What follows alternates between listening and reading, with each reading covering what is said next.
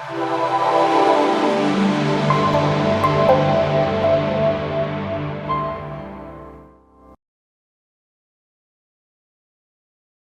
couple of days back, I was in my native village in Chhattisgarh now to meet grandparents, and something funny happened. So by the end of the day, when we were parting away, I asked my grandmother, my dadi, that let's have a selfie. Now what she says is, please take two because I don't want to have one. It's funny because she also was educated, but she was educated probably in 50s, right? And today the kind of gadgets that she's using has nothing to do with the kind of education which she got. This is a picture of a classroom. Now, a very remarkable picture. What's remarkable about it is that you can figure out that it is a classroom, but you can't really put a time to it. It could be a 100-year-old classroom, it could be a 50-year-old classroom, it could be a 10-year-old classroom, or it could be a classroom of today. Definitely, it's not an Indian classroom. They don't look Indian. But the kids, the configuration of the kids is still the same, right? You can see the bored one there, you can see the excited one there. You can also see some of those standing there, and the teacher who's very strict. So the point being here that a lot of things have changed. The way we communicate has changed. The way we grasp content has changed. But the way we educate our children in the scenario has not changed at all. Today we're going to talk about the practices, four practices in education that should change, probably with the help of technology, because we could do it so much better with tech. In fact, this is one of the biggest study, one-on-one study with the CEOs, IBM did with more than 1,500 CEOs, where they asked them what keeps you awake at night? What is the quality that you'd want to have in your employees? The two top qualities that these CEOs said were adaptability and creativity. Now, if you think about it, the education system that we had 50 years back catered to the manufacturing economy. So what we taught our children was an algorithm and how to follow that particular algorithm in the fastest way possible and accurately, right? So we had mathematical problems where the teacher would tell us how to solve that problem, and we were tested on how fast we could solve that problem. But today we have computers which could follow the algorithm, and the need for us is to create students who can, employees who could create those algorithms. So in fact, if you see the companies like Kodak, Nokia, Motorola, Orkut, these are the companies which died because they could not adapt themselves. Whereas these companies which started around 90s, but were very creative in nature, for example, Kindle, Tesla, Canon, Adobe, were able to thrive so hard and so well because of their creative spirit. Another way to put it, okay, so before this, the objective of education has changed. Now the objective is to create people who can create algorithms. So since the objective of education has changed, so should the practices. This is a picture. Now I can't really see the audience here, but I've made it for an audience which has a mix of people who are, old would be a wrong word, experienced people and some of the young people, right? So this is a picture of a magnetic cassette and a pencil. Now, is there anybody in the room who can connect these two pictures together? Yeah? Oh, a lot of you, okay. So you're all experienced then. So normally, it works very well with the teachers and principals who have danced a lot in their 80s, in the 80s, not their 80s. They could connect the pencil and magnetic cassette because we used to use the pencil to forward or rewind the cassette, right? But ask any student who's in the school today and give him this particular picture. He has no clue what a magnetic cassette is because he uses iPod or he uses a CD player. Now, this is the kind of content that goes into the classroom today. The classroom content is actually teacher-centric. The teacher gets excited with that particular content, but the student has a very different way of life outside the classroom. So he cannot really connect with the kind of content. Now I know this is also not something that you can connect to, so I have put in another slide which could connect with the engineers here in VIT. Content must change. Another way to put it is this.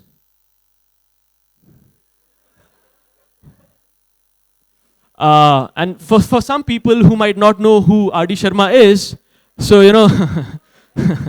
the student says, Dad, I like Anushka Sharma, who's the actress here. And the teacher says, no, you like R.D. Sharma. R.D. Sharma is the author of a mathematics book, right?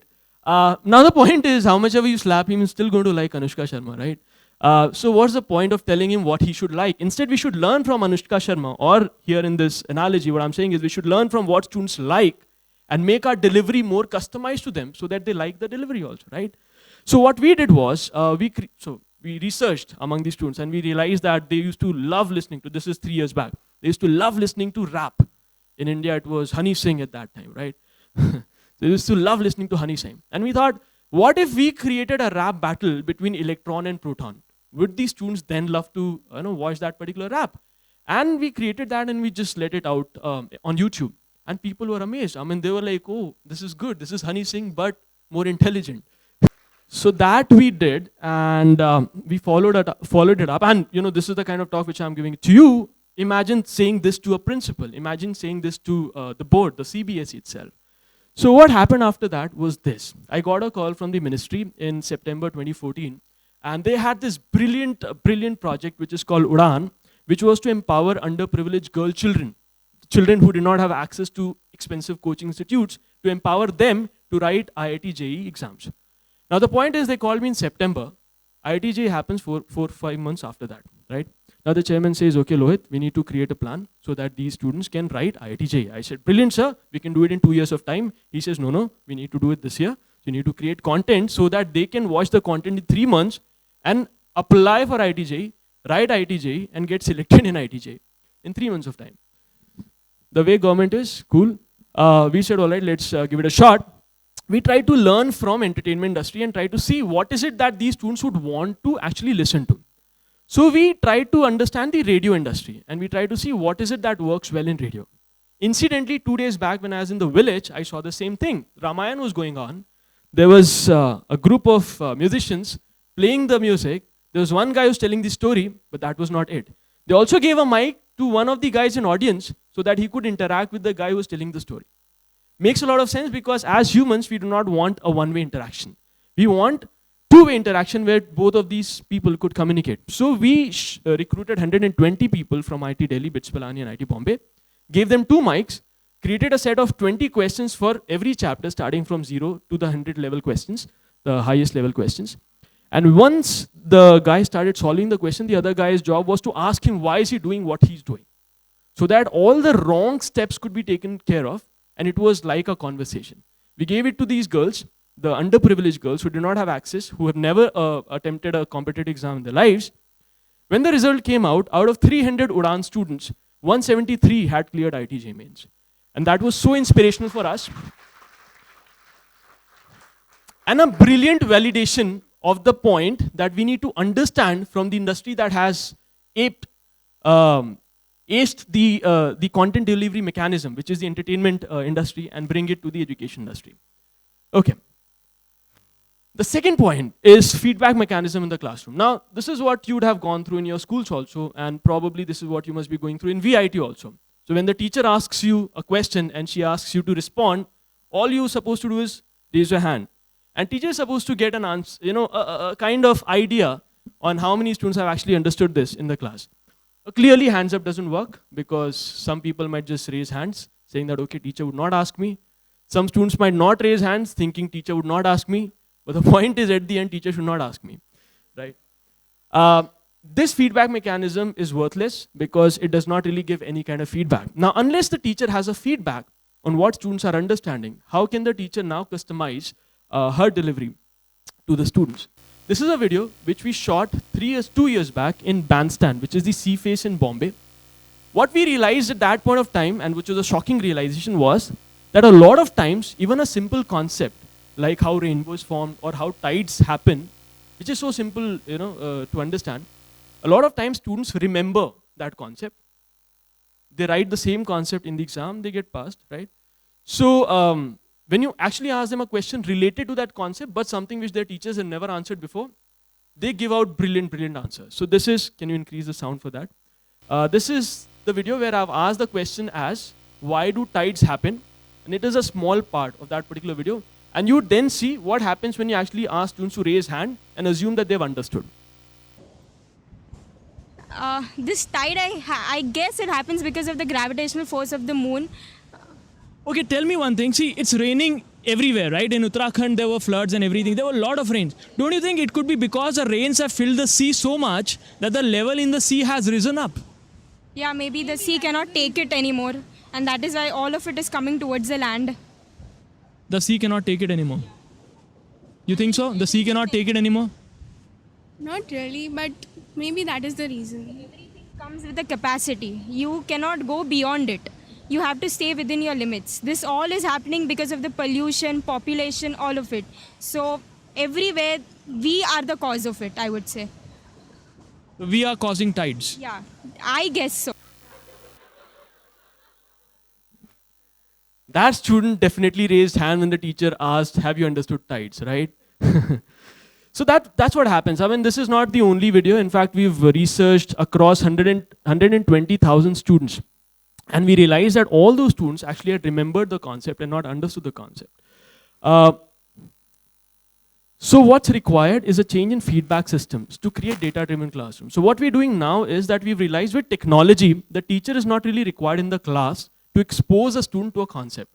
So what we do is we record the teacher, give the video to the, and record the teacher in the student-centric manner with rap and everything else, right? It's like a Batman movie. So 5 minutes of video is what the student watches at home.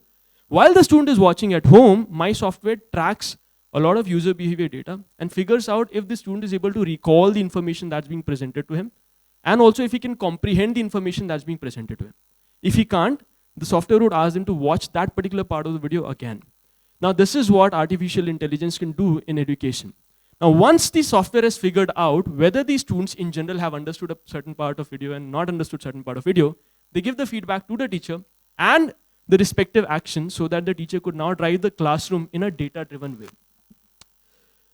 Next point, which is going to change, which should change with technology, is this. Now again, there is some fun element ahead, and we're going to borrow some of the practices from entertainment industry. I want to ask you a question. How many of you love old songs, the 60s songs? Almost everybody, right? How many of you love the new song, the current right now, the songs right now? Almost everybody. But now when I ask this question, how many of you love 90s Hindi songs? I do not really get a lot of hands up. Now there's a reason why. I'll show you all the 3 songs of 3 different eras and why is this an era, and then we'll try to analyze that particular stuff. But let's have a song.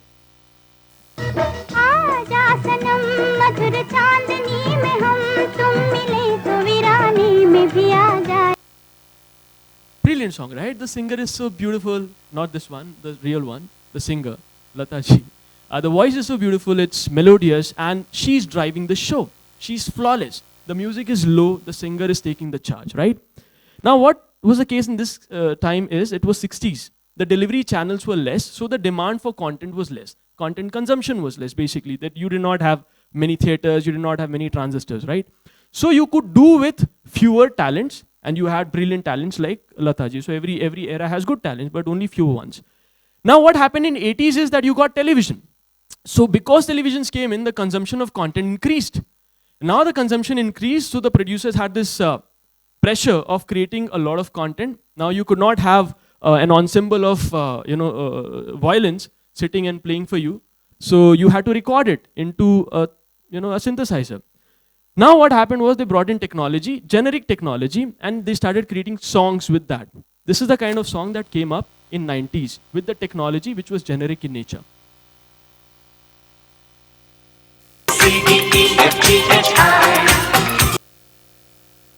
Okay, this song used to be longer in my presentations. I just can't take it anymore. I just can't take it. So when I was making it today, I heard this one, I was like, okay, this is not happening. Damn creative lyrics though, right? Damn creative. He just took the alphabet and a song is ready. So what was happening in this case? You can't even figure out who the singer is. There are a lot of people singing and the music is loud. And all the music that is played is actually generic in nature. You would not feel the music because it's put into technology, which is not customized in nature. You press one key, you get the sound of strings. That's it. But what happens today is this. This is Amit Trivedi producing his music at his place.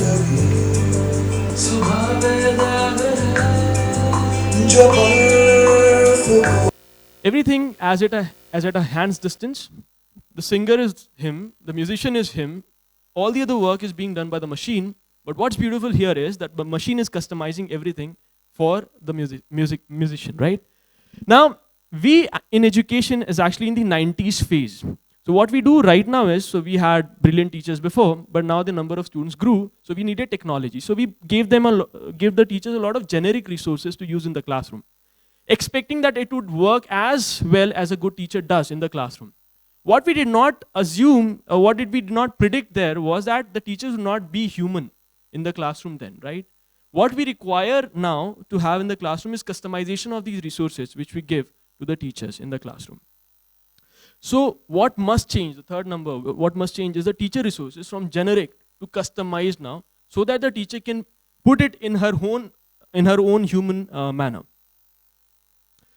Now, these are the kind of pictures, which comes out of our philosophy, where, there's no competition in the classroom. There's no pressure of performing in the classroom. You can think of different answers. You can work with different students. And you can see how attentive people are, because it's a kind of magic happening in the classroom, because they've never seen something like this happening in the class before. And it's all customized to them. And the best is the next picture, which I really love. When they've gone through all the wrong answers and they finally find the right one, the kind of happiness they have in the class, right? So the fourth point which must change is there should not be any competition. It goes back to, again, the same point which I said in the start of this talk, where the education system that we had was for manufacturing economy. We needed people who could perform faster than everyone else, so that the economy could flourish because they were faster. Now the point is, we don't need anyone to do faster. We need people to do more quality work. We need people to create more algorithms instead of the ones who can follow algorithms.